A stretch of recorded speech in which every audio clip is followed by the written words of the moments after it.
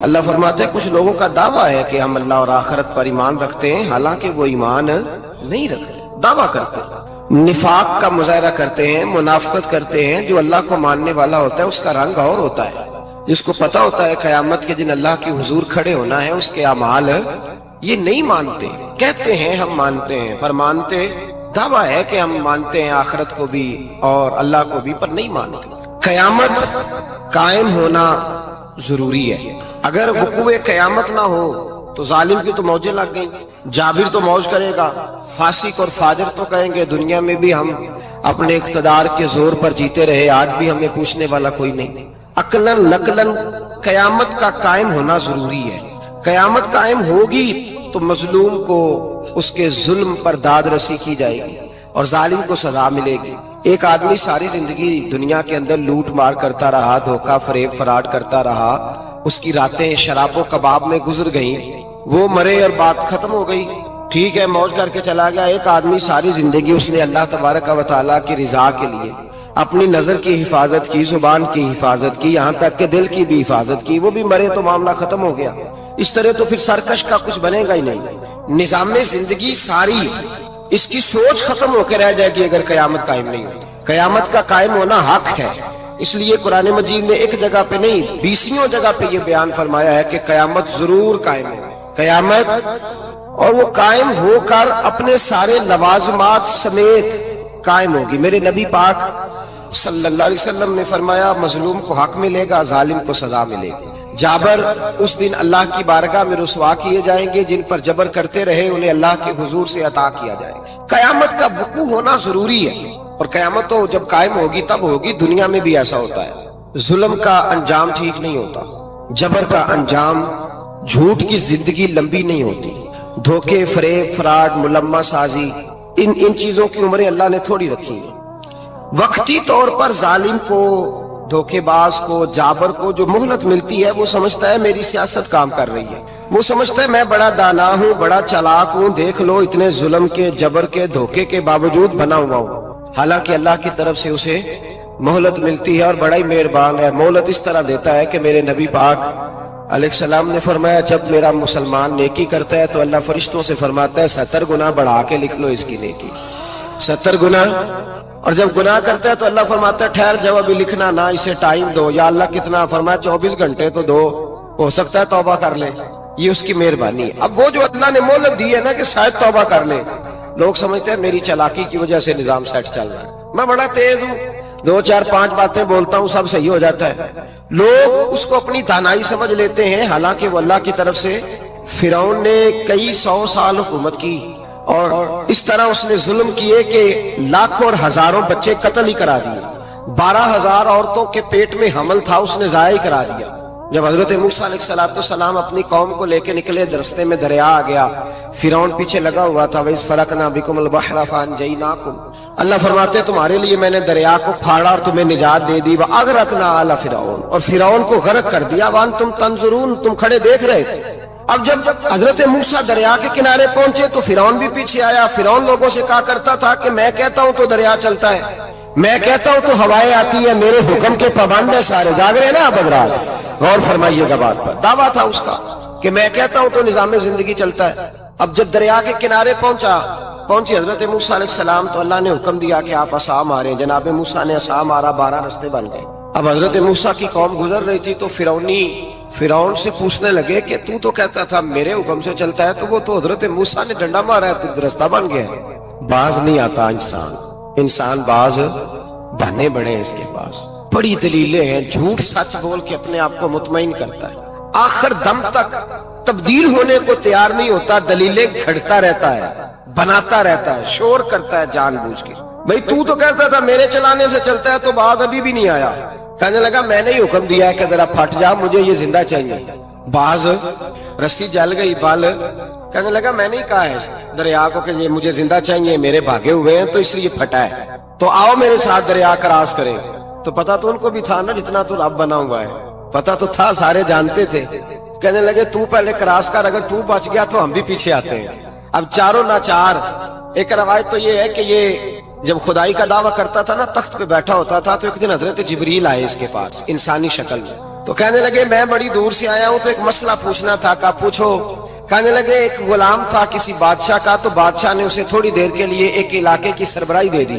کتنی دیر کے لیے؟ کتنی دیر کے لیے ہمیں سربراہیاں ملتی ہیں؟ کیوں جی؟ تھوڑی دیر کے لیے ملتی ہے نا. تھوڑی دیر کے لیے سربراہی دے دی ایک غلام کو. ذرا بات کو سمجھیے. حضرت جبریل پوچھتے ہیں, کہتے ہیں سربراہی مل گئی, اب وہ مالک ہی بن کے بیٹھ گیا ہے, وہ بات ہی نہیں سنتا. اس کو تھوڑی دیر کے لیے بنایا تھا, وہ تو خدائی کا دعویٰ کرنے لگا ہے. آپ بتائیں اس کا انجام کیا ہونا چاہیے؟ یہ مسئلہ پوچھنے آیا ہوں. تو فرعون کہنے لگا اس کا انجام یہ ہے کہ اسے پانی میں گوتے دے دے کے مار دے. انجام کیا ہے؟ بولیے بولیے, کیا انجام ہے؟ کیا انجام ہے جی؟ پانی میں. اللہ اکبر, اپنی سزا تجویز کر رہا ہے.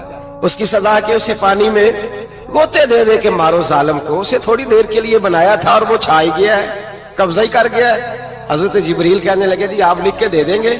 کہنے لگا لاؤ لکھ دیتے ہیں. لکھوا لیا. جناب جبریل رکا لے کے تشریف لے گئے.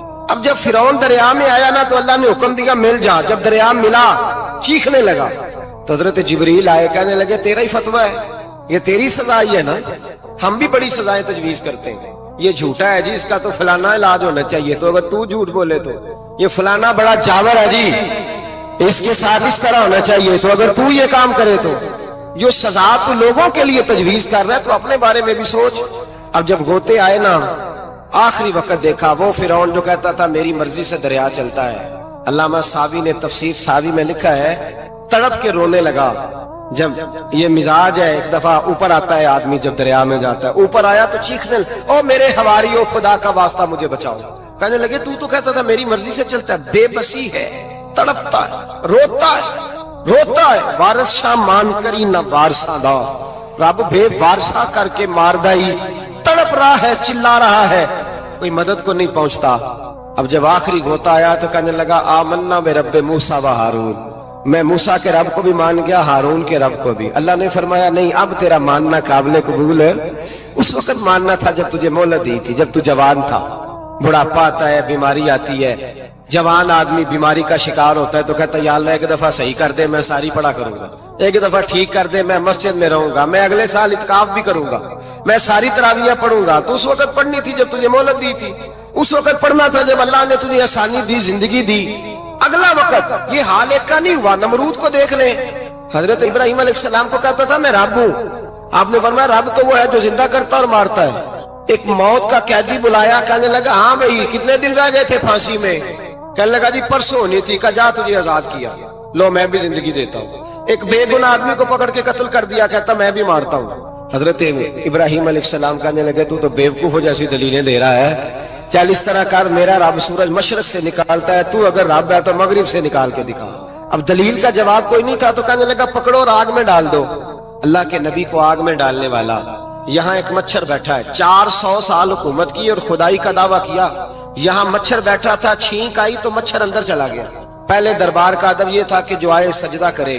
اب اس کے سر پہ کوئی چیز مارتا تھا تو اسے سکون ہوتا تھا. مچھر تھوڑی دیر کے لیے اس کا دماغ چھوڑتا تھا. او بھائی یہ اس دھرتی پہ اللہ نے لوگوں کو نظارے دکھائے اور ہمیں سمجھانے کے لیے دکھائے.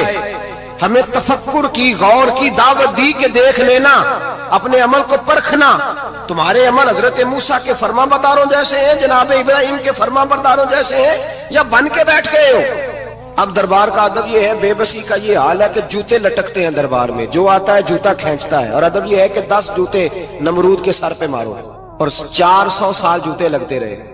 روتا تھا, جو آدمی آتا تھا منتیں کرتا تھا, کہتا تھا کہیں سے کوئی دوائی مل جائے گی. پاگلوں جیسی زندگی گزاری, پاگلوں جیسی سخت. وہ تو حساب, وقوع قیامت تو حساب ہوگا ہی. یہاں لوگ پاگل ہو کے مرتے ہیں, معذاللہ نفسیاتی مریض ہو کے مرتے ہیں. یہاں آخری وقت اتنا سخت آتا ہے کہ دنیا موت کی دعائیں مانگتی ہے. میرے بھائی جب انسان ظلم کرتا ہے تو بھول جاتا ہے کہ شاید مجھے پوچھے گا کوئی نہیں. جب وہ زیادتی کرتا ہے تو بھول جاتا ہے. جب وہ کسی کا حق کھاتا ہے تو وہ کہتا ہے شاید اس کا تو وارث ہی کوئی نہیں جس کو میں لوٹ رہا ہوں. لیکن جب اللہ کی پکڑ آتی ہے, حجاج بن یوسف ظالم تھا, اس نے اچھے کام بھی کیے تھے. قرآن پاک پر زیر زبر آراب حجاج بن یوسف نے لگوایا. محمد بن قاسم کو ہندوستان سندھ کے علاقے فتح کرنے بھی حجاج بن یوسف نے بھیجا تھا. ساری خوبیاں اپنی جگہ پر, ظالم بہت بڑا تھا. کسی آدمی نے اس کے سامنے کونے کی طرف منہ کر کے ساتھ والے سے بات کر لی تو کہنے لگا میرے خلاف کیا، اس کو لے جاؤ 2 ٹکڑے کر کے واپس لے آؤ۔ توتی بولتا ہے نا اقتدار، جب کسی کے ہاتھ اقتدار ہوتا ہے نا، وہ چاہے ایک گھر کا ہی کیوں نہ ہو، وہ 10 بندے فیکٹری میں کام کرتے اور جو ان کا مالک ہوتا ہے وہ کہتا میں مالک ہوں، مجھے مانو۔ جب تو صاحب اقتدار ہوتا ہے نا، جب تو سسر بن کے بیٹھتا ہے اور کسی غریب گھر کی بہو آتی ہے 2-4 تو کہتا ہے میرا اقتدار ہونا چاہیے، جب میں کھانسنے لگوں تو ہر آدمی کے ہاتھ میں ٹشو پیپر ہونا چاہیے، جب میں بولنے لگوں تو بندے ہوئے ہاتھوں سے ہر آدمی جی جی کرتا ہوا کھڑا ہونا چاہیے۔ جس آدمی کا، اور یہ کام بہو بھی کرتی ہے کئی دفعہ، وہ بھی کہتی ہے کہ تمہیں پتا نہیں میں کتنا لمبا چوڑا جہیز لے کے آئی ہوں، جب میں سونے کے لیے اپنے بیڈ روم میں جاؤں تو خبردار بوڑھے بابے کو اجازت نہیں کہ وہ کھانسے، اماں کو چاہیے کہ اگر اس کو بڑی سخت پیاس بھی لگی ہے تو میرے سوتے سوتے باورچی خانے میں برتن نہ کھٹکھٹائے۔ جو جہاں بھی جس اسٹیج پہ بھی بیٹھتا ہے وہ کہتا ہے کوئی نہیں مجھے پوچھنے والا، میں مطلق العنان ہوں۔ جوان بوڑھوں کا مذاق اڑاتے ہیں، سمجھتے ہیں شاید کبھی بوڑھے نہیں ہونا، مذاق اڑاتے ہیں۔ تندرست لوگ بیماروں کا مذاق اڑاتے ہیں، شاید کبھی بیمار نہیں ہونا۔ حجاج بن یوسف ظالم تھا، ظلم کرتا تھا، زیادتی کرتا تھا۔ حضرت سعید بن جبیر ایک تابعی بزرگ تھے، اتنے بڑے بزرگ تھے کہ ساری رات نماز پڑھتے تھے، سارا سال روزہ رکھتے تھے۔ ایک دن انہوں نے ممبر پہ بیٹھ کے کہا کہ حجاج ظلم سے باز آ جائے ورنہ اللہ کی لاٹھی بڑی بے آواز ہے۔ اللہ کی لاٹھی، اس کا کیا مطلب ہوتا ہے؟ اس کا مطلب ہے جب رب کی لاٹھی چلتی ہے تو اس کی آواز، جی اس کا پہلے کوئی پیغام، وہ پہلے اعلان نہیں کرتا کہ تگڑے ہو جاؤ لاٹھی چلنے لگی ہے، لاٹھی چلتی ہے پر اس کی آواز، سمجھ آ رہی ہے میری بات کی؟ جمعۃ الوداع کے لیے تشریف لانے والے احباب خاص غور فرمائیے گا۔ حجاج بن یوسف کو پتا چلا کہ حضرت سعید بن جبیر نے میرے خلاف بات کی، بلا لیا، کہنے لگا تو نے میرے خلاف بات کی ہے؟ فرمانے لگے کی ہے۔ کہنے لگا تجھے پتا ہے میں قتل کر دوں گا؟ آپ فرمانے لگے نہ تو زندگی کا مالک ہے نہ موت کا مالک ہے، تو کیسے قتل کر؟ کہنے لگا تجھے پتا ہے میرا؟ فرمایا میں نے تجھے نہیں، میں نے تو کئی شداد، کئی حماد، کئی قارون، کئی فرعون، کئی نمرود دیکھے، کئیوں کی داستانیں سنی، تو کون ہے؟ تو چھوٹا سا ہے۔ ایک جملہ ہے ملا جلال الدین رومی کا، بڑے درویش تھے، ایک بات کہہ گئے، کہنے لگے نمرود جتنے پیسے نہیں، فرعون جتنی حکومت نہیں، قارون جتنی دولت نہیں، ورنہ فرمانے لگے میرے زمانے میں بھی کئی لوگوں کا خدا بننے کو دل کرتا ہے، کئی لوگوں کا دل کرتا ہے، لیکن نمرود جتنے پیسے، فرعون جتنی طاقت اور قارون جتنی دولت نہیں، ورنہ ہو سکتا ہے لوگ دعویٰ کر جائیں معاذ اللہ ثم معاذ اللہ۔ یہ آج سے کئی 100 سال پہلے وہ کہہ رہے ہیں، آج تو حالات بڑے ابتر ہیں، اس کی نسبت خطرناک۔ فرمانے لگے حضرت سعید بن جبیر تو زندگی موت کا مالک نہیں، کہنے لگا پکڑو، قتل کرو اسے، لے جاؤ۔ جب پکڑ کر کھینچ کر لے جا رہے تھے نا تو حضرت سعید بن جبیر مسکرانے لگے۔ ظالم کے سامنے مسکرائے تو اس کو بڑا غصہ آیا، یہ میرا مذاق اڑاتا ہے؟ بلا لیا، ادھر آؤ، کیوں مسکرا رہے ہو، کیا ہوا؟ تو حضرت سعید بن جبیر کہنے لگے میں مسکرا رہا ہوں تیری بیوقوفی پر اور اپنے اللہ کی دی ہوئی ڈھیل پر، میں مسکرا رہا ہوں کہ یا اللہ کیا بات ہے، کیا تیرا شان ہے، کیسے لوگوں کو ڈھیل دی ہوئی ہے، میں مسکرا رہا ہوں تیری بیوقوفی پر کہ تو سمجھتا ہے شاید مجھے پوچھنے والا کوئی نہیں۔ کہنے لگا اس کو باہر نہ لے جاؤ، میرے سامنے قتل کرو۔ ٹھیک ہے جی، قتل کرنے لگے تو حضرت سعید بن جبیر نے منہ کعبے کی جانب کر لیا، انی وجہت وجہی للذی فطر السماوات والارض حنیفا وما انا من المشرکین۔ جب آپ نے یہ آیتیں پڑھی نا کہ میں نے منہ کر لیا ہے اپنے رب کی جانب، کرو مجھے قتل، کہنے لگا نہیں نہیں، اس کا منہ پھیرو، کعبے کی طرف ہو کے قتل نہ ہو، ہے ظالم پر پاگل ہو گیا ہے۔ حضرت سعید بن جبیر کے حوصلے نے شکست دے دی، ناکام ہو گیا، مخبوط الحواس ہو، کہنے لگا اس کا منہ پھیر دو۔ جب کعبے سے پھیرا تو آپ فرمانے لگے للہ المشرق والمغرب فانما تولى فثم وجه اللہ۔ اللہ فرماتا ہے تو مشرق اور مغرب سارا ہی اللہ کا ہے، جدھر بھی منہ کرو گے ادھر اللہ ہی اللہ ہے، جدھر بھی منہ کرو گے ادھر اللہ ہی اللہ ہے، چاروں جانب پھیر دے، جدھر منہ پھیرنا ہے تو نے پھیر دیا منہ۔ حضرت سعید بن جبیر کے گلے پہ خنجر رکھا تو آپ نے ہاتھ اٹھائے، کہنے لگے اے اللہ میرے بعد اسے کسی اور پر مسلط نہ کرنا، میرے بعد کسی اور پر مسلط نہ، بس میں آخری ہوں۔ جب آپ ذبح ہوئے تو اتنا خون نکلا، اتنا خون نکلا کہ لوگ کہتے ہیں جتنا اونٹ کے وجود سے نکلتا، تر ہو گیا سارا اس کا دربار۔ ایک سمجھدار آدمی کو بلا کے کہنے لگا اتنا خون میں نے پہلے کبھی، میں نے بڑے بندے قتل کرائے ہیں پر اتنا خون نہیں نکلا۔ تو وہ کہنے لگے لوگ مر جاتے، مرتے وقت ڈر جاتے ہیں، سہم جاتے ہیں، خون سکڑ جاتا ہے، لگتا ہے یہ شخص جب دنیا سے گیا ہے تو ڈٹ کے گیا ہے، یہ ڈٹ کے گیا ہے دنیا سے۔ حجاج بن یوسف رات کو سویا तो तड़प के उठा। क्या हुआ? घर वाले कहने लगे क्या हुआ? कहने लगे सईद बिन जुबैर ख्वाब में आए और कहते हैं उठ मुझे बता तूने मुझे क्यों कत्ल किया, बता बता क्यों मारा। अगली रात फिर सोया तो वही ख्वाब, फिर सोया तो वही। गुनाह नफ्सियाती मरीज बना देता है, जुल्म तुझे मखबूतुल हवास कर देता है। जब तू ज्यादती करता है तो अल्लाह फरमाते हैं कि तू अल्लाह को भूलता है, अल्लाह तुझे अपना आप भुला देता है। फिर तू भूल जाता है, फिर तू सीधे रास्ते पे चलता है पर भटक जाता है, फिर तू सही रास्तों का तायुन करके भी गुमराह होता है, फिर तू रोज वही गाड़ी चलाता है पर अब जब तू ब्रेक लगाता है तो नहीं लगती। जब गुनाहों के साथ तू मखबूतुल हवास होता है, तू रोज वो कारोबार करता है, लेकिन जब तेरे गुनाह तुझे घेर लेते हैं फिर उसी कारोबार में तू नुकसान उठाता है। हज्जाज बिन यूसुफ तड़पता है, रोता है, यहां तक कि बीमार हो गया। पेट में दर्द होती है, पता नहीं क्या हुआ, तकलीफ होती है, पता नहीं। सारे हकीम तबीब डॉक्टर कोई ना समझ सका कि बीमारी क्या है।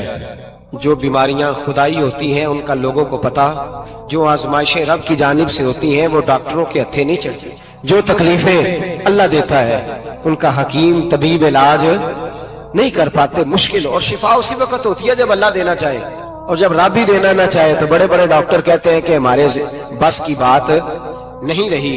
बगदाद से हकीम आए, पेट देखा, कहने लगे ना तेरे मैदे में कोई दिक्कत है, ना तेरे जिगर में, ना किसी और जगह, माजरा क्या है? एक आखिरी इलाज है, आखिरी। वो क्या? गोश्त का छोटा सा टुकड़ा धागे के साथ बांध के मुंह में डाला और फिर एक बारीक सा तिनका लेके उसको अंदर डालने लगे गले में। वो गोश्त का टुकड़ा जब हलक के अंदर उतर गया, उस हकीम ने वापस खींचा तो कैसे ऐसी बदबू आई जैसी कभी सूंघी न थी। जानवर कीड़े मकोड़े लगे हुए बाहर निकले और जब देखा तो जितने महल में लोग बैठे थे चिल्लाते हुए निकल गए कि ये क्या मुसीबतें हैं। हकीम भी उठ के दौड़ने लगा। कहा तुझे क्या हुआ? कहने लगे हज्जाज तेरी बीमारी जमीनी नहीं, तेरी मुसीबत जमीनी नहीं। कहा मेरी मर्ज तक तुम क्यों नहीं पहुंच पा रहे? तो कहने लगे लगता है तू बद्दुआ का मरीज है, लगता है तू जुल्म का मरीज है, तू जबर का मरीज है। तड़पता रहा, सिसकता रहा। एक वक्त वो भी आया कि घर वालों ने कमरे में बंद करके ताला लगा दिया, दीवार से टक्करे मारता। ओ भाई, जो गुनाहों के बीमार होते हैं उन्हें शिफा नहीं होती, जो जुल्म जबर बर्बरियत के बीमार होते हैं उन्हें सुकून कल्बी मुयस्सर नहीं आता।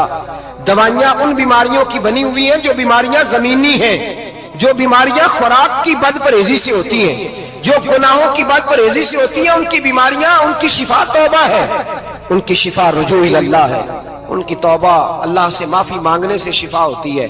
हज्जाज जब मरने लगा तो बुलाया, ये रंग भी जरा मुलाहिजा कीजिएगा, दो चार करीबियों को बुलाया। पता होता है ना अपने करतूतों का आदमी को, पता सारा है सरदार मुकीतियां, जब पता होता है सारा। बुला के कहने लगा जब मैं मर जाऊं तो मुझे रात को दफन करना। क्यों भाई, औरत है? कहने लगा नहीं, रात को दफनाना। ठीक है, रात को दफना देंगे। फिर कहने लगा जब सुबह हो जाए तो सुबह होने से पहले पहले मेरी कब्र जमीन के बराबर कर देना, निशान मिटा देना। का वजह तू कलमा पढ़ता है, हुजूर का हुक्म है कि कब्र कम से कम एक बालिश, एक गेट ऊंची होनी चाहिए जमीन से कम से कम, तो तू तेरी कब्र मिटा दे। वजह पता होता है अपने जुल्मों का। कहने लगा मुझे पता है लोग मेरे मरने के बाद मेरी कब्र भी नहीं छोड़ेंगे। दुनिया में तो मेरे जबर की वजह से कोई आ ना सका, लेकिन मेरी कब्र भी लोग जनाजों में बातें शुरू कर देते। जनाजों में मैंने ऐसी भी दास्तानें सुनी है कि कोई मरा तो लोग जूतों का हार कब्र पे डाला है। नहीं भाई, तू जब जिंदा था तो तेरे जबर जुल्म की वजह से नहीं को बोल सका। एक तो है कयामत में हिसाब होगा, यहाँ दुनिया में हिसाब होने लगता है। इतनी लंबी जुबानें लोगों की लटक कर मरते वक्त बाहर निकल आती हैं। दुआ करें, जुमा है, अल्लाह ताला ईमान की मौत अता फरमाए। दुआ फरमाए रब ताला, अल्लाह तबारक व तआला तौबा करके जाने की तौफीक अता फरमाए। जागे जागे और सुने और दुआ करे, ए अल्लाह तू हमें जुल्म से वैसे ही महफूज फरमा। अगर हम ज्यादती करने लगे तो ए अल्लाह हमें उससे मना फरमा, हमें उससे तू ये तौफीक दे कि हम बाहर आ जाए उस गुनाह से। मेरे भाई, एक तो दुनिया में सजा है, फिर कयामत की सजा है, और वो ज्यादा सख्त है, वो ज्यादा सख्त है। हम लोगों ने ना हीले बहाने बड़े बनाए हुए हैं। बैंक के साथ कारोबार करने वाला कहता है नहीं नहीं मजबूरन लिया है, मजबूरन। मर रहा था तू, आखिरी लबों पे था तो जायज है, जायज है। उस वक्त जब तुझे खाने को लुकमा न लगे तो हराम खाना भी जायज है। क्या दिक्कत थी? क्यों अल्लाह रसूल के मुकाबले में खड़ा हुआ तू? क्यों सूद का धंधा किया? क्या तकलीफ थी? क्या कहां तू उलझ गया था? ہم جان بوجھ کے اپنے لیے جہنم کٹھی کرتے ہیں، پھر کہتے ہیں سکون نہیں زندگی میں. کہاں سکون آئے گا؟ کیسے آئے گا؟ ہم نے خود آگ لگائی ہے چمن میں اپنے. جو قیامت کی سزا ہے، میرے نبی پاک علیہ السلام نے فرمایا رب تمہیں سامنے کھڑا کرے گا. اور کس طرح کھڑا کرے گا؟ فرمایا لوگوں کے وجود سے کپڑے اتر جائیں گے، زمین اس طرح دہکے گی جس طرح تانبا زمین پہ رکھا جائے اور آگ جلائی جائے. تانبا دیکھا ہے آپ لوگوں نے؟ یہ بھی گرمی گزری ہے نا، تو فرش پر جب سورج پڑتا تھا تو ننگے پاؤں چلا نہیں جاتا تھا. صحیح کہہ رہا ہوں؟ ننگے پاؤں، بچے کا پیر زمین پہ لگتا ہے تو چیخ اٹھتے ہیں، کہتے ہیں وہ جل گیا پیر. حالانکہ یہ فرش دنیا کے. اور اگر تانبے کے اندر خاصیت ہے کہ اگر کوئی دھات جلدی اور زیادہ گرم ہوتی ہے تو وہ تانبا ہے. میرے نبی نے مثال دی تو اس کی دی جو سخت تھا، فرمایا تانبے کی طرح زمین تپائی جائے گی اور پھر ننگے پاؤں رب تمہیں کھڑا کرے گا. آج سورج کی پشت تمہاری جانب ہے، قیامت میں منہ تمہاری جانب ہوگا. نیزہ آپ نے دیکھا ہوگا، نیزہ ہوتا تھا. فرمایا یہ جو تم نیزے دیکھتے ہو صرف 1.25 نیزے کے برابر سورج قریب آ جائے گا اور پھر اللہ تمہیں سامنے کھڑا کر کے تم سے سوال جواب کرے گا. اور حضور نے کہہ دیا ہے تو اب کسی نعت خواں کے کہنے سے بات بدل سکتی، کسی پیر کے کہنے سے جملہ بدل سکتا، کسی خطیب کے کہنے سے فکر نہ کرنا وہ سامنے جنت پڑی ہے. اب بات بدل سکتی. خدا کی رحمت پر بھروسہ رکھنا ضروری ہے، نبی پاک کی شفاعت کی امید رکھنا. بولیے. لیکن جو حضور نے بیان کیا ہے اس کو ماننا بھی یہ بھی ضروری ہے. میرے نبی پاک نے فرمایا اللہ تم سے حساب لے گا اور اللہ پوچھے گا، تم نے جواب دینا ہے. حضور کس کس شے کا؟ فرمایا جو پہنتے ہو اس کا جواب نہیں دینا، جو کھاتے ہو اس کا جواب نہیں دینا، جو اللہ کے راستے میں دیتے ہو اس کا جواب، باقی ہر شے کا جواب دینا ہے. ادھر جو پلاٹ ہے اس کا بھی جواب دینا ہے، اور جو وہ جو بچوں کو پیسے بتائے ان کا بھی جواب دینا ہے، جو چھپائے ہیں ان کا بھی. ثم لتسألن یومئذ عن النعیم. جو کمیٹی اپنے محلے میں ڈالی ہے اس کا بھی جواب دینا ہے، جو سسرال کے علاقے میں ابا جی سے چوری ڈالی ہوئی ہے اس کا جواب بھی، سب کا جواب دینا ہے. تمام حساب کتاب. اور اللہ فرماتے ہیں میں سامنے کھڑا کر کے ہر سوال کا تجھے جواب، تجھے ہر سوال کا جواب. اچھا یہ جو بڑے لوگ تھے وہ حساب سے ڈرتے تھے، ہم چھوٹے لوگ ہیں ہم حساب سے ہم نہیں ڈرتے، ہم کہتے ہیں دیکھی جائے گی. بڑے لوگ جو تھے وہ حساب سے. حضرت ابو بکر صدیق دعا کرایا کرتے تھے، دعا کرو اللہ مجھ سے حساب نہ پوچھے. حضرت عمر فاروق رضی اللہ تعالیٰ عنہ اپنے بیٹے سے کہتے تھے بیٹا اپنے باپ کے لیے رحمت کی دعا کرنا، میں درگزر والا ہوں، میں حساب والا کوئی نہیں. بڑے لوگ ڈرتے تھے. بڑے لوگ حضرت عثمان غنی قبر پہ کھڑے ہوتے تھے تو داڑھی آنسوؤں سے بھیگ جاتی.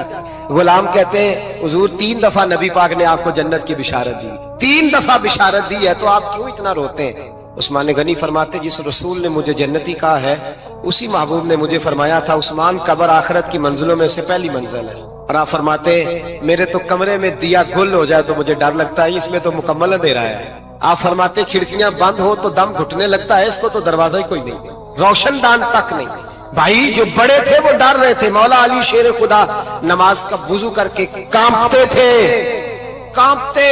علی آپ مرحب کے سامنے نہیں کانپے، خیبر کا دروازہ اکھاڑتے نہیں کانپے، بدر احد خندق حنین اور خیبر میں نہیں کانپے، تو یہاں آپ فرمانے لگے مالک کے سامنے جاتے ہوئے ڈر آتا ہے. بڑے لوگ کانپتے تھے، بڑے لوگ. آج کون سا جمعہ ہے؟ سارے بولیے. حالانکہ یہ اگلے سال دوبارہ آئے گا، ہمارا نہیں پتا کہ ہم ودا ہو جائیں کہ کیا بنے. یہ کون سا جمعہ ہے؟ آیا جمعۃ الوداع، آئے ہم پڑھے. آج ایک فکر لے کر کے جانا، ایک سوچ. جہاں روز رات کو بیٹے کی ٹینشن، بیٹی کی ٹینشن، بھائی کی ٹینشن، پوتے کی ٹینشن ہوتی ہے نا، ایک ٹینشن اور اپنے آج ایک ٹینشن بڑھا لو، قبر کی ٹینشن پیدا کر لو، قیامت کی تھوڑی سی فکر کر لو، تھوڑی سی ایک لمحے کے لیے صحیح تھوڑا خیال پیدا کرے. حضرت حسن بصری نام سنا ہوا ہے نا، یہ حضرت علی کے شاگرد ہیں. نبی پاک کے گھر میں آ جاتے تھے کئی دفعہ، بچے تھے جب. حضرت حسن بصری تابعی ہیں. فرماتے خانہ کعبہ میں عمرہ کرنے گیا، طواف کعبہ کر رہا تھا تو بڑا عجیب منظر ہوا، رات کی تنہائی ہوئی. اس وقت کئی دفعہ طواف بند بھی ہوتا تھا، اس لیے کہ رش کم ہوتا تھا تو رات کو سب سو جاتے. کہتے رات ذرا گہری ہوئی تو لوگ اپنا اپنا خیمہ لے کے جاتے تھے. اب تو ہوٹل ہے نا تو خیمے لگتے تھے، لوگ خیمہ لے کے جاتے تھے، جہاں جگہ ملتی تھی خیمہ لگا کے رہتے تھے. فرماتے میں رات کو سویا خیمے میں، ایک دردناک آواز آئی، میٹھی ہے دھیمی ہے پر درد بڑا ہے. کوئی رونے والا رو کے کہتا ہے اللہ حساب قیامت میں مجھ سے نہ لینا، اے اللہ تنہائی میں جتنا مرضی حساب لینا پر لوگوں کے سامنے نہ لینا. اور پھر کہتا ہے اللہ फजल तो तब करे जब तू मेरा हिसाब पूछे ही ना। फिर चंद मिनट गुजरे तो फिर वो रोने लगा। मेरे कानों में आवाज आई, कहने लगा अल्लाह हिसाब तो उनका लिया जाता है जो हिसाब के काबिल होते हैं। आला हजरत कहते हैं ना, रजा से तू क्या हिसाब लेगा, रजा भी किसी हिसाब में है। अल्लाह मैं काबिल नहीं, मुझसे हिसाब ना लेना। कहते थोड़ी देर गुजरी तो फिर वो रोने लगा। फिर जरा सांस संभले तो फिर कहने लगा अल्लाह मैं तो लोगों को कोई बंदा हिसाब पूछ ले तो नहीं दे सकता, मैं तुझे कैसे हिसाब दूंगा। फिर तड़पने लगा। कहते थोड़ी देर गुजरी तो फिर एक लफ्ज उन्होंने कहे, रोने वाले ने, कहने लगे अल्लाह देख तेरे महबूब का फरमान है जो माफी मांगे तो उसे माफ कर दिया करता है। ऐ अल्लाह मैं माफी मांगने आया हूँ और मस्जिद नहीं आया, मैं काबातुल्लाह ही आ गया हूँ। कहते हैं वो इतना रोए कि चीख आई उनकी, और जब धड़ाम से कोई जमीन पे गिरा तो मैं परेशान हुआ कि अब तो बेहोश हो गया। फरमाते हैं मैं जोर से उठा फटाफट और उस शख्स की तरफ बढ़ा। मेरे दिल में ख्याल है कोई गुनाहगार है बेचारा, तो चलो मैं भी दुआ करता हूँ, इसको कहता हूँ बेटे फिक्र न कर, अल्लाह तेरी मदद करेगा। फरमाते मैं गया इस नीयत के साथ कि मैं कहूंगा चलो उठो तुम भी दुआ करो, मैं भी करता हूँ, अल्लाह हमसे हिसाब ना पूछे। कहते मैं गया तो वो शख्सियत बेहोश पड़ी थी, काले स्याह बाल उनके चेहरे पे बिखरे हुए थे। कहते लोगों जब मैंने जुल्फे हटाई चेहरे से तो मेरा वजूद कांपने लगा आसमान टूट पड़ेगा, जमीन फट जाएगी, सितारे बिखर जाएंगे, आग बह जाएंगे समुंदर। फरमाते मेरी चीखें निकल गई। ये कोई गुनाहगार तो नहीं, ये तो हजरत फातिमा के पोते इमाम ज़ैनुल आबिदीन है, ये तो इमाम हुसैन का वो बेटा है जो करबला में तन्हा बचे थे। फरमाते मैं इमाम का चेहरा देखा तो भाग के आया और मैंने अपनी दाढ़ी उनके पैरों के साथ मस की और मैंने कहा हुजूर उठिए। इमाम उठे तो मैंने कहा शहजादे तेरे तो इशारे से अल्लाह कई गुनाहगारों को बख्शेगा, तेरी तो दुआ से अल्लाह बख्शेगा, ये क्या कर रहे हो। तो इमाम ज़ैनुल आबिदीन कहने लगे हसन बसरी इधर आ यार, इधर आओ बुजुर्गो, मेरे दादा के पास रहने वाले हो, मैंने ना आज ही सुना है कि उसका अजाब बड़ा सख्त है, आओ मेरे लिए दुआ करो, अल्लाह पाक मुझसे हिसाब ना पूछे। का हुजूर ना करें। अब फरमाने लगे तुझे नहीं पता कुछ चीजें ऐसी हैं कि रब ने अगर हिसाब पूछा तो मैं वाकई जवाब नहीं दे पाऊंगा, चल कर मेरे लिए दुआ। कहते मैंने हाथ बांधे हुजूर मैं नहीं करता, उठा कह।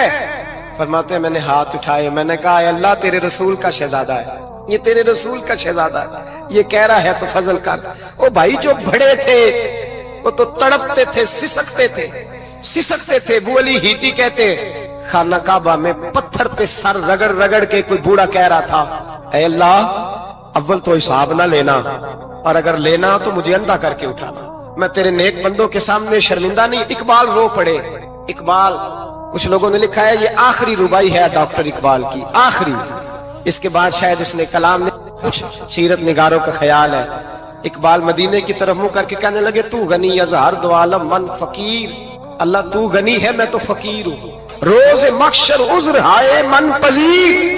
ए अल्लाह अव्वल तो मेरा कोई उज्र कबूल कर लेना मक्शर के दिन, और अगर ना करना हुआ अगर तुम्ही बीनम हिसाबम ना गुजीर, अगर जरूर ही मेरा हिसाब लेना है ए अल्लाह, अगर तूने जरूर लेना है ए अल्लाह, अगर जरूर ही लेना हिसाब, अव्वल तो मेरा उज्र मान लेना, मेरी कमजोरी पे रहम करना ए अल्लाह, मेरे बुढ़ापे पर मेरी कमजोरी पर रहम करना, अगर जरूर हिसाब लेना है अज निगाहे मुस्तफा पिन्हा बगीर, तो ऐ अल्लाह जरा हुजूर की निगाहों से ओझल करके लेना। ऐ अल्लाह मुझे शर्म आएगी।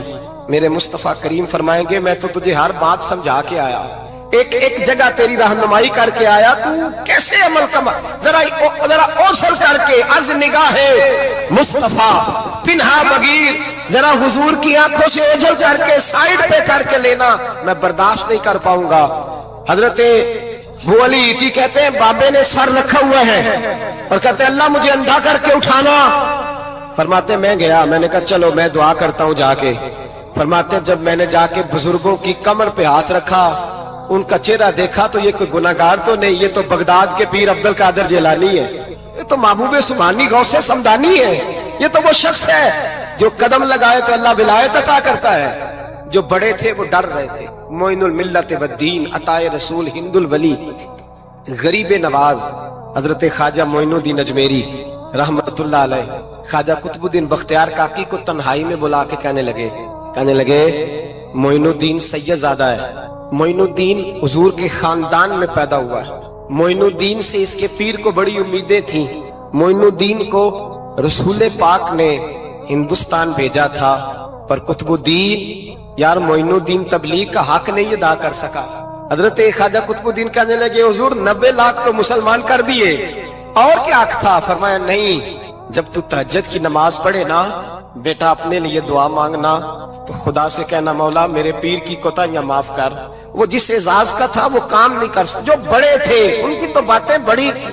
ये जो हम छोटे आए हैं ना, नए टिकटें देते फिरते हैं, टिकटें। बेनमाजी जाहिल अनपढ़ पीर टिकटें बांटता है लोगों को, तू भी बख्शा है, तू भी बख्शा है। वो 90 लाख लोगों को राय हक पर लगा के भी कहते थे नहीं, हक तो ये है कि हक अदा ना हुआ, हक तो ये है कि हक कोई शाही पल्ले नहीं। डटा हुआ खड़ा है मुसलमान, डटा हुआ। ये हिसाब सुने। किसी ने हजरत अबू हुरैरा से कहा कि कोई ऐसी हदीस सुनाओ जो आपको भी बड़ी महबूब हो। हजरत अबू हुरैरा ने चीख मारी, रोने लगे और बेहोश हो गए। फिर हिलाया, पानी पिलाया, उठे, कहा हुजूर बात की थी, हदीस सुनाए। फिर रोने लगे। हमें तो नहीं ना रोना आता, हमें तो तब आता है जब बेटा बात ना माने, हमें तो तब आता है जब कारोबार में नुकसान हो जाए, हमें तो तब रोना आता है जब हमारा कोई दोस्त हमारे बारे में गलत बात कर दे, बेइज्जती दुनिया की हो जाए। हजरत अबू हुरैरा 3 दफा होश आया, 3 दफा रोए और कहने लगे अजीजो ये वो वाली हदीस है कि मैं सोचता भी हूं तो मैं तड़प उठता हूं। कहा कौन सी हदीस? तो हजरत अबू हुरैरा कहने लगे मैंने नबी पाक से सुना है कयामत में सबसे पहले उलमा का हिसाब होगा, सबसे पहले उलमा का। रब करीम फरमाएगा तुम्हारी दीन के नाम पर बड़ी मौजें थी,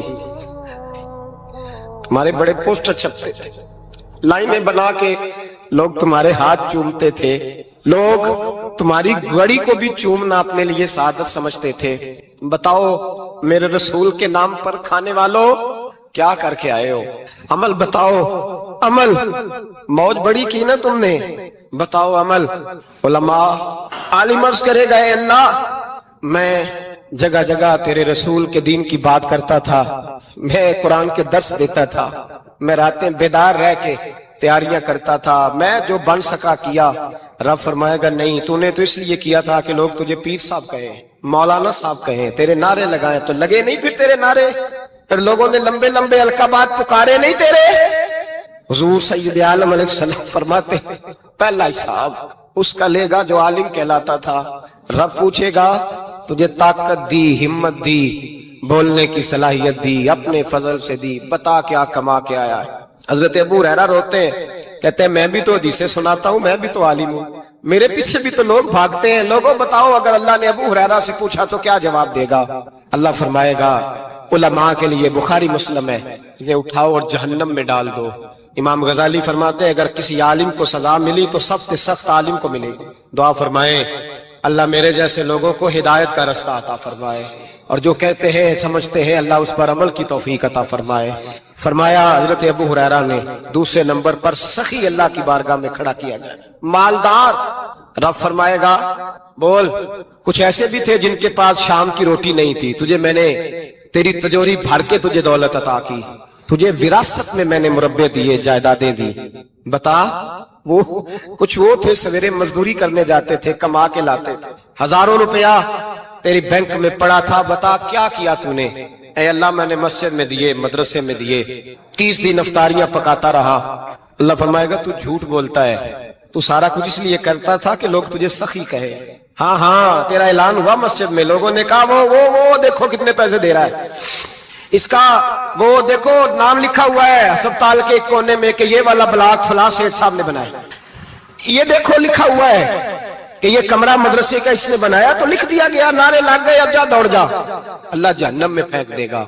फरमाया फिर शहीद खड़ा किया जाएगा। हाँ भाई तुझे ताकत दी, हिम्मत दी, बता कहां खर्च की, कहां? ए अल्लाह शहीद ही हो गया। फरमाया वो तो इसलिए हुआ था कि लोग तुझे शहीद कहें, बहादुर कहें, तेरे नाम पे रोड का नाम रखा जाए, तमगाए हुस्ने कारकर्दगी मिले, सो मिल गया। मेरे लिए बता क्या करके आया है मेरे लिए, इसे उठाओ और जहन्नम में फेंक दो। भाइयों अजाब कड़ा है, अजाब सख्त है, हिसाब सख्त है, और जो हिसाब लेने वाला है उसको। मैं ना तरावी हो रही थी तो कारी साहब ने एक सूरह यासीन शुरू की, वमताजुल यौमा अय्युहल मुजरिम। अल्लाह फरमाता है क़यामत में मैं कहूंगा मुजरिम जो है ना वो सफों से बाहर आ जाए, सफों से बाहर आ जाए। एक हमारे फिजिक्स के टीचर होते थे तो बड़ी सख्त छड़ी मारते थे, तो जब वो कद भी बड़ा था, जलाल भी बड़ा था और उसूल बड़े अच्छे इंसान थे लेकिन सख्त थे, तो मुझे याद आता था कि जब वो सवेरे आके कहते थे जिसने काम नहीं लिखा वो बाहर निकल आए। दो किस्म की चोट लगती थी। एक तो ख्याल ये आता था कि शर्मिंदगी बड़ी होगी कि सारे स्टूडेंट बैठे हैं और 2 3 4 उनको कहा वहां मुर्गे बन जाओ, बड़ी शर्म आती थी। और फिर जब वो मारते थे तो इतना सख्त मारते थे कि कई दिन तकलीफ रहती थी, बताया नहीं जाता था। वो स्टूडेंट बताते थे कि यार इससे बचो किसी भी तरीके, और किसी का काम रह भी जाता था, कहते थे इस पीरियड की ड्यूटी सबक याद करके आना है। सख्त टीचर के बारे में तेरा मेरा ये रवैया है। तो याद आ रहा था जब वो कह रहे थे ना वम ताजुल यौम अय्युहल मुजरिमून, तो मैं सफ में खड़ा था तो 2 कतरे मेरे बह गए आंसू के। मुझे साथ बच्चा कहने लगा तबीयत ठीक है?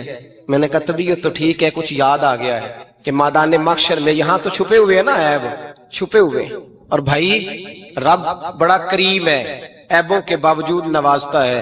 मेरा दावा यह है अगर हमारे ऐब खुल जाएं, लोग हमें धरती पे जीने ना दें, लोग जीने ना दें, निकाल दें, अपने भी हमें बर्दाश्त ना करें, ये तो उसका करम है। पता सारा है सरदार नु कीतियां दा, पर्दा चपाया ही तेरा भला होसी।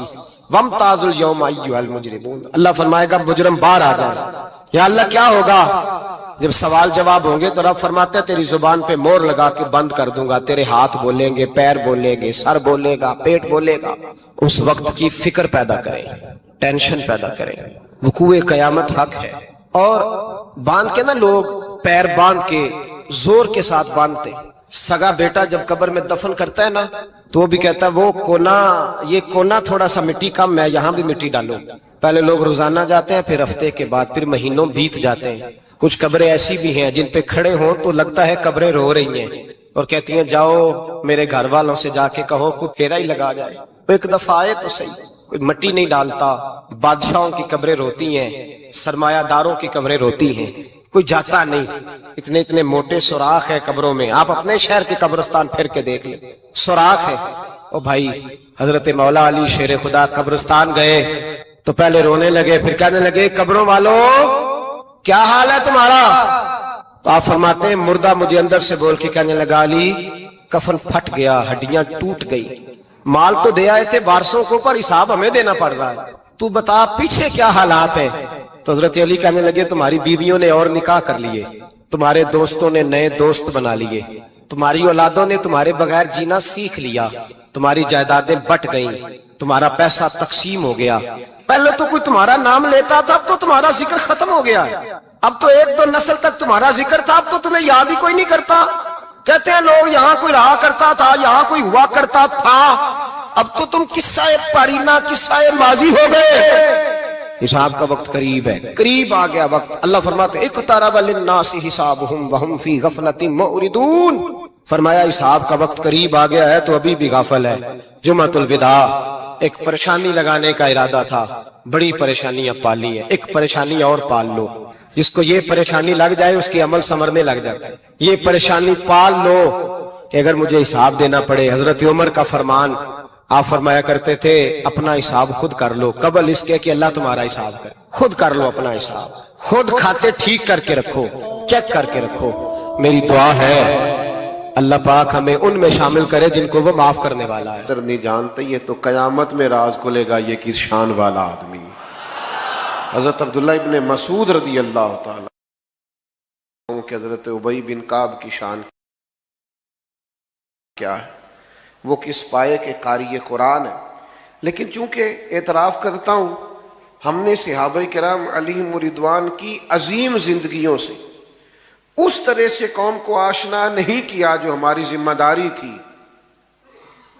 मैं आपको सच बताऊं, जिंदगी संवारने के लिए, रहमदिली पैदा करने के लिए, माल और दौलत इसका हकीकी मसरफ क्या है ये समझने के लिए, मखलूक खुदा के साथ एक मोमिन का रवैया क्या होना चाहिए, इसको समझने के लिए और जिंदगी को कैसे समेट के रखना है اپنے آپ کو کیسے بچا کے رکھنا ہے، کس خوبصورتی کے ساتھ محتاط انداز میں قدم آگے بڑھانا ہے، یہ اگر کسی نے سیکھنا ہے تو سیدنا صدیق اکبر سے سیکھے۔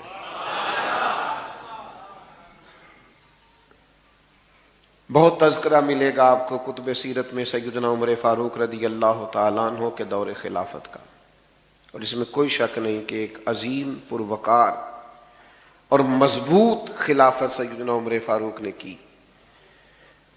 اسلامی حدود کو 24 لاکھ مربع میل تک پھیلا دیا، بہت ساری فتوحات ہوئیں، لیکن آپ کبھی تاریخ کے ورق الٹ کر دیکھیے، آپ کو پتہ چلے گا کہ یہ جو مضبوط خلافت حضرت عمر نے کر کے دکھائی ہے نا، یہ مضبوط خلافت انہیں دی سیدنا صدیق اکبر نے۔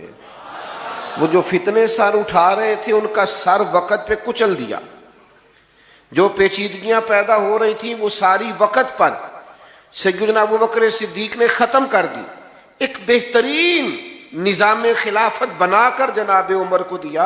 اب انہوں نے چلانا تھا، انہوں نے بھی کمال کر کے چلایا۔ کچھ چیزوں میں بڑے ہی رسیلے تھے، سجیلے تھے سیدنا صدیق اکبر، بڑے سمجھدار تھے، معاملہ فہم تھے، چیزوں کو سمجھتے تھے۔ ایک تو لوگوں کا خیال ہے مال کمانا فن ہے، لوگ سائیڈ بزنس کرتے ہیں، دیکھتے ہیں کون کامیاب چل رہا ہے، اس سے جا کے گزارش کرتے ہیں کہ یار مجھے بھی شامل کر لیں، پھر دیکھتے ہیں آج کل کون سا کاروبار ٹھیک ہے، اس کاروبار میں شامل ہو جاتے ہیں۔ لوگوں کا خیال ہے پیسے کمانا فن ہے،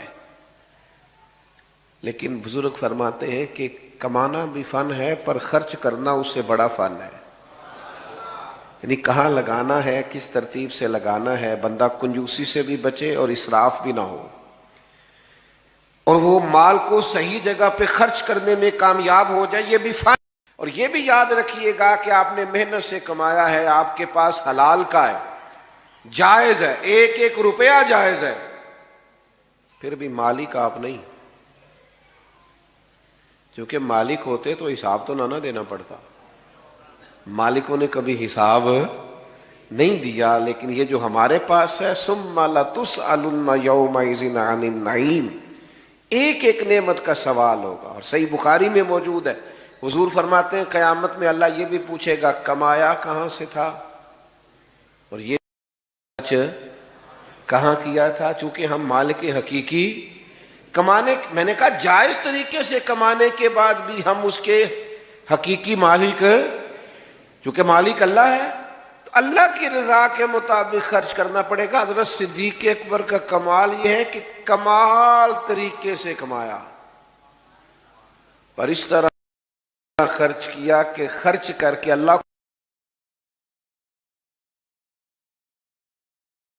کو بھی راضی کر لیا، اللہ کے رسول کو بھی راضی کر لیا۔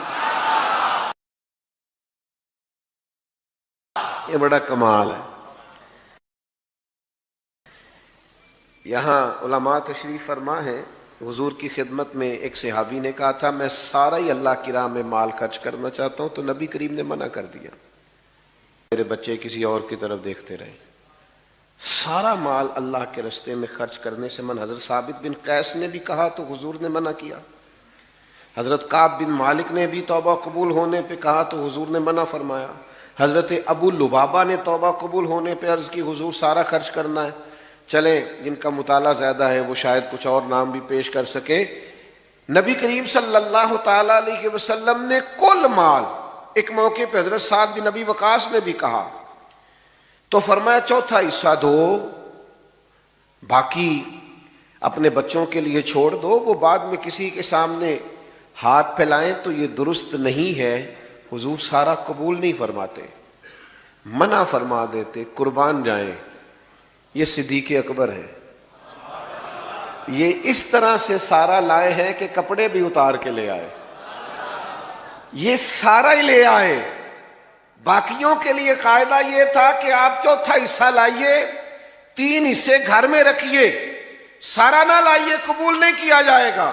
لیکن یہ صدیق اکبر ہیں، لائے بھی سارا ہے، قبول بھی سارا ہی ہو گیا ہے۔ لٹایا راہ حق میں گھر کئی بار، 1-2 بار نہیں، لٹایا راہ حق میں گھر کئی بار، اس محبت سے کہ لٹ لٹ کر حسن گھر بن گیا صدیق اکبر کا۔ کئی ہزار دینار تھے گھر میں پڑے ہوئے، اور ہجرت کے لیے حضور کے ساتھ جانا ہے، تو ذرا انتظام کرنا دیکھیے۔ اپنے بیٹے سے کہا کہ سارا دن کفار کی باتوں پر نظر رکھنا، شام میں غار ثور میں آ کے بتانا۔ یہ انتظامات دیکھیے، یہ ہجرت ہو رہی ہے، یہ بظاہر ایمرجنسی ہے، یہ مشکل حالات ہیں۔ اس طرح کی مشکلات میں، اس طرح کی ایمرجنسی میں اس طرح کے انتظامات نہیں ہوتے۔ بیٹے سے کہا سارا دن خبر رکھنا اور رات کو آ کے غور ثور میں اطلاع دینا۔ غلام سے کہا کہ سارا دن بکریاں سائیڈوں پہ چرانا، شام ہو جائے تو ذرا غار کے قریب لے آنا، حضور کو تازہ دودھ ملنا چاہیے۔ بیٹی سے کہا کہ بیٹا شام ہو جائے، حاجی نا وہ چلے جاتے ہیں، کئی انتظامات کرتے ہیں، صبح 2-3 پانی کی بوتلیں ساتھ لیں اور ذرا جلدی جلدی گئے دھوپ نکلنے سے پہلے، اور جب غار ثور سے واپس آتے ہیں تو پھر وہ اپنی کرامات بھی سناتے ہیں کہ میں پہنچ گیا اور میں اتنے منٹ میں گیا اور میں اتنی جلدی۔ چلے اچھی بات ہے، آپ سنائیے، کوئی حرج نہیں۔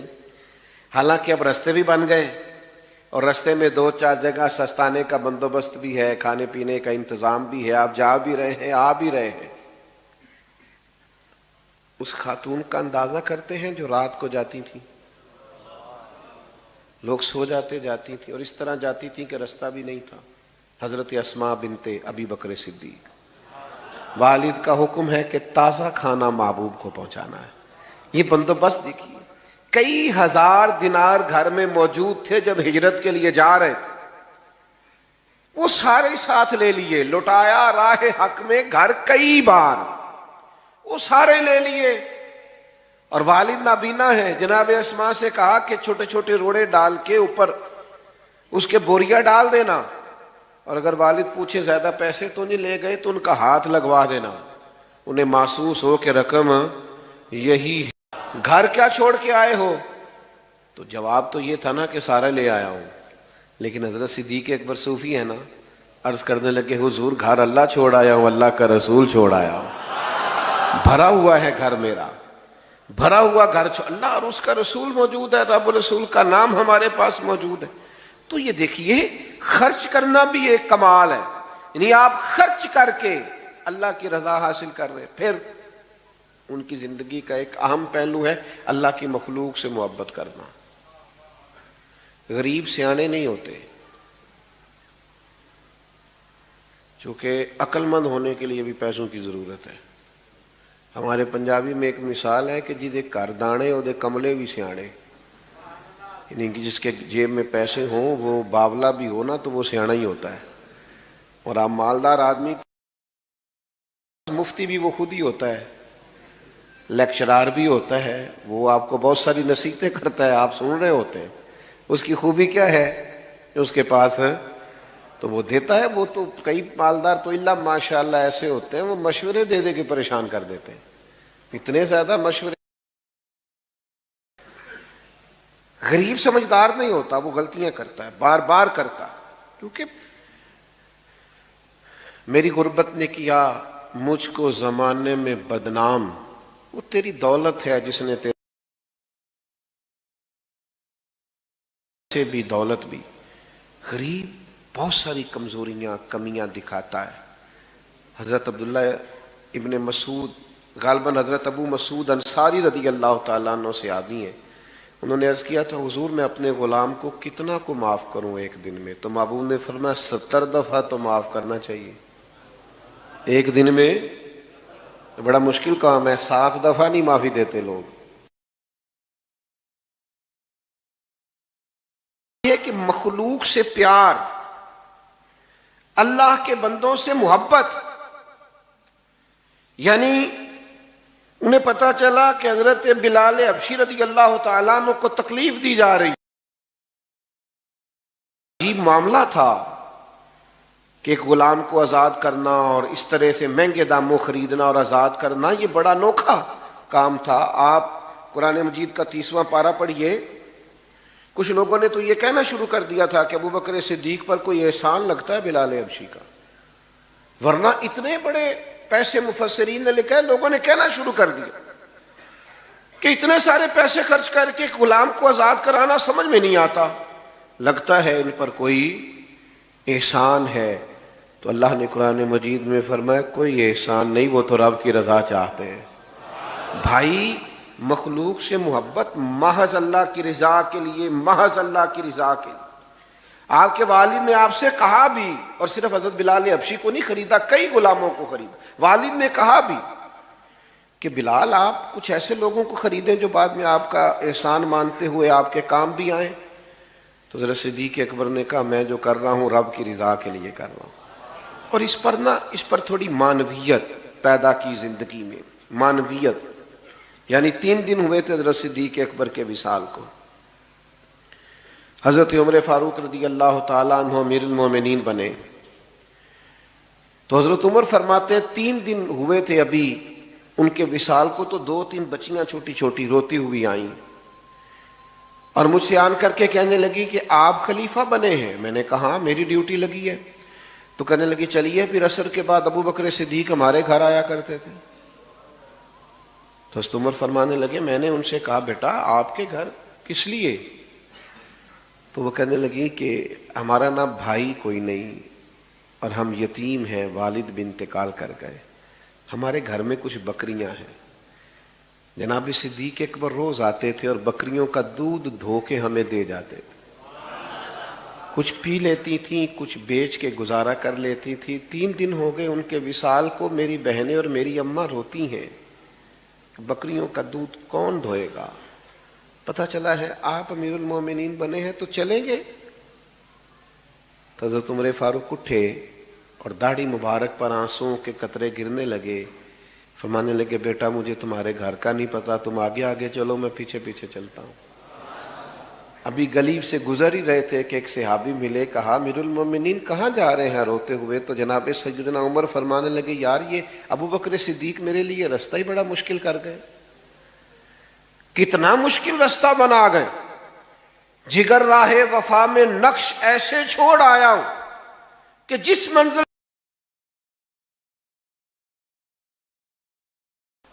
دیکھیے نا کس ترتیب سے مخلوق خدا کا پیار ہے کہ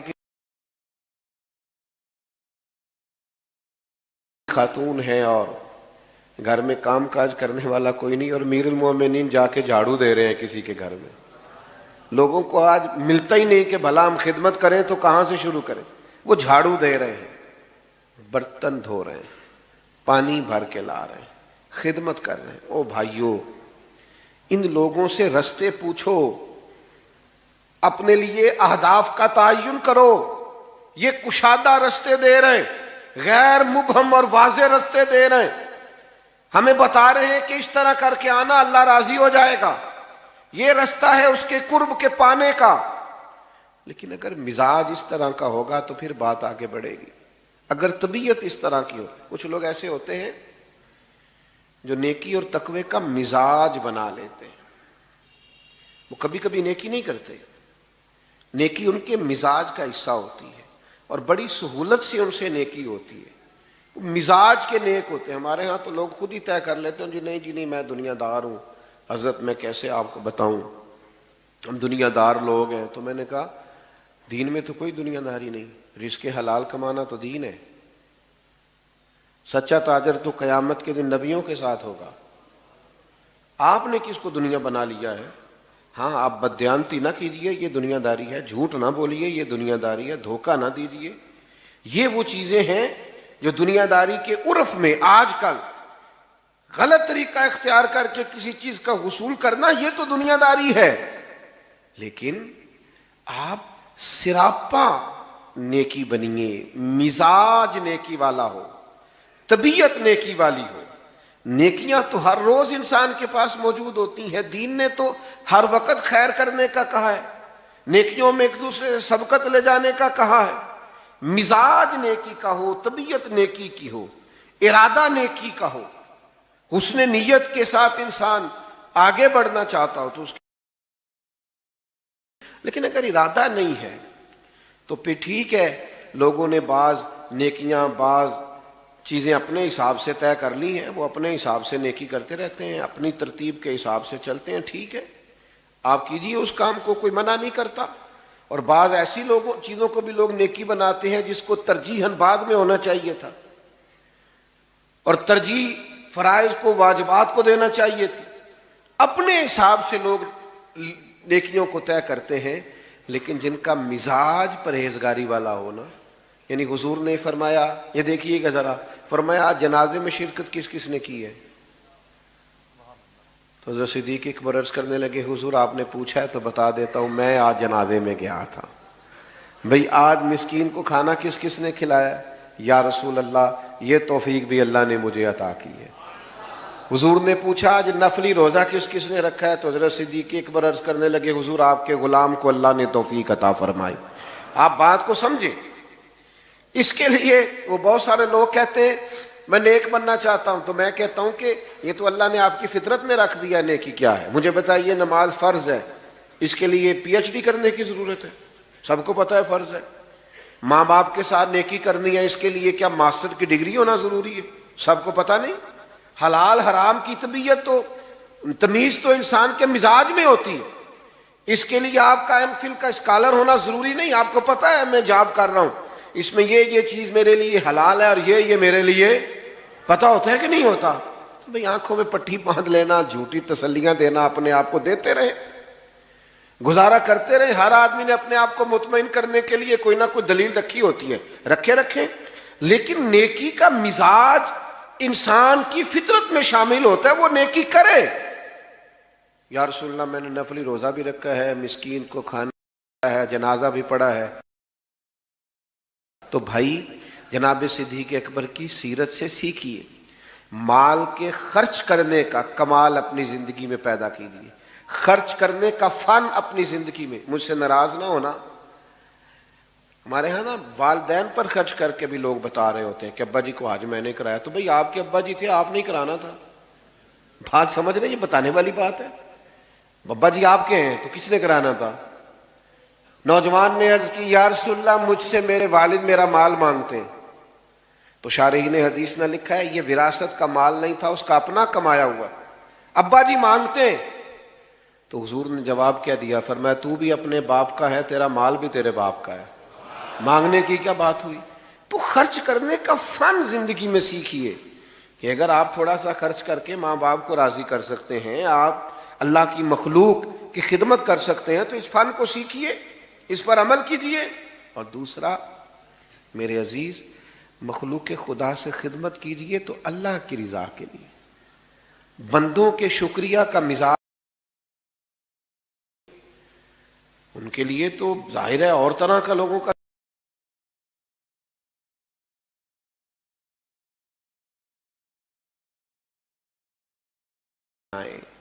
آپ گندے ہوئے ہوں، آپ کی طبیعت ہو، یعنی جو نیکی بھی آپ کو ملے، نبی کریم علیہ السلام نے فرمایا تم نے نیکی کو حقیر نہیں سمجھنا، کچھ نہ ہو سکے تو اپنے بھائی سے مسکرا کے بات ہی کر لینا، اللہ صدقے کا ثواب عطا کر دے گا۔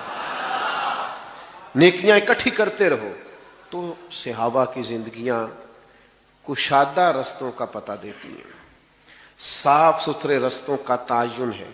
یہ جو لوگ کہتے ہیں نا کہ ہم کدھر جائیں اور کس طرح چلیں، تو بھائی ادھر آؤ اور اس طرح چلو، جو رستہ ان لوگوں کا ہے، تیرے غلاموں کا نجات، تو کیا بھٹک سکے جو یہ سراغ لے کے چلے، اس رستے پہ چلیے، صحابہ اور اہل بیت کے طریقوں پر عمل کیجئے۔ اور ایک بات ہمیشہ اپنے ذہن میں رکھیے کہ ہمیں ان سے سیکھنا ہے، ان کی ڈگریاں نہیں چیک کرنی۔ نہیں سمجھ آئی مسئلے کی؟ ٹیچر آیا نا کلاس میں پڑھانے کے لیے، بات ختم کرنے لگا تھا تو ایک بات ذہن میں آ گئی، میں نے کہا کر دوں۔ ٹیچر آئے نا، چلیں آپ سمجھ لیں کہ فرسٹ ایئر کی کلاس بیٹھی تھی، تو ٹیچر نے آ کے کہا اردو کی کتابیں نکالیے۔ تو اردو کے ٹیچر آئے تو اب ایک صاحب اٹھ کے پوچھیں ان سے کہ سر آپ پڑھانے کے لیے آئے ہیں تو آپ ایم اے اردو ہیں، اور اگر آپ ایم اے ہیں تو پھر آپ یہ بتائیے کہ ایم فل کیا ہوا ہے آپ نے، اور اگر آپ نے ایم فل کیا ہوا ہے تو یہ بتائیے آپ میرٹ پہ ہیں کہ سفارش؟ میرا خیال ہے ٹیچر ہاتھ باندھ کے سوالوں کے جواب دے گا۔ دے گا؟ وہ کہے گا تو نکلنا کلاس سے پہلے باہر۔ اللہ کے بندے، یہ مجھ سے پرنسپل سوال کرے، تیرا حق نہیں بنتا۔ بات کی سمجھ آ رہی ہے؟ یہ تیرا حق، یہ مجھ سے پرنسپل پوچھے گا تو کون ہے؟ تو شاگرد ہے؟ یہ پرنسپل سوال کرے، تیرا حق نہیں بنتا۔ بات کی سمجھ آ رہی ہے؟ یہ تیرا حق، یہ مجھ سے پرنسپل پوچھے گا تو کون ہے؟ تو شاگرد۔ کشادہ رہیں گے۔ اللہ تعالیٰ توفیق عمل عطا کرے۔ آخر دعوانا الحمدللہ۔ آپ دعا کریں۔ اللہم صلی علی سیدنا و مولانا محمد معدن الجود والکرم وآلہ وبارک وسلم۔ اللہ ہماری حاضری قبول فرما۔ جناب سیدنا صدیق میں غلاموں کا نذرانہ قبول فرما۔ ان کے رستوں، ان کے طریقوں پر چلنے کی توفیق عطا فرما۔ ہمارے گناہوں کو معاف فرما، ہماری غلطیوں سے درگزر فرما، علم نافع عمل صالح کی توفیق عطا فرما، سجدوں کا ذوق، عبادتوں کا شوق، اپنی یاد کی توفیق عطا فرما۔ اللہ کریم بیماروں کو شفا عطا فرما، مقروضوں کو بار قرض سے رہائی نصیب فرما، تنگ دستوں کے رزق میں وسعت فرما، امت کے حق میں رحمت والے فیصلے فرما، عالم اسلام کی مدد فرما۔ جن دوستوں نے اس بزم حسن کو سجایا، جو تشریف لائے، سب کو برکات عطا فرما۔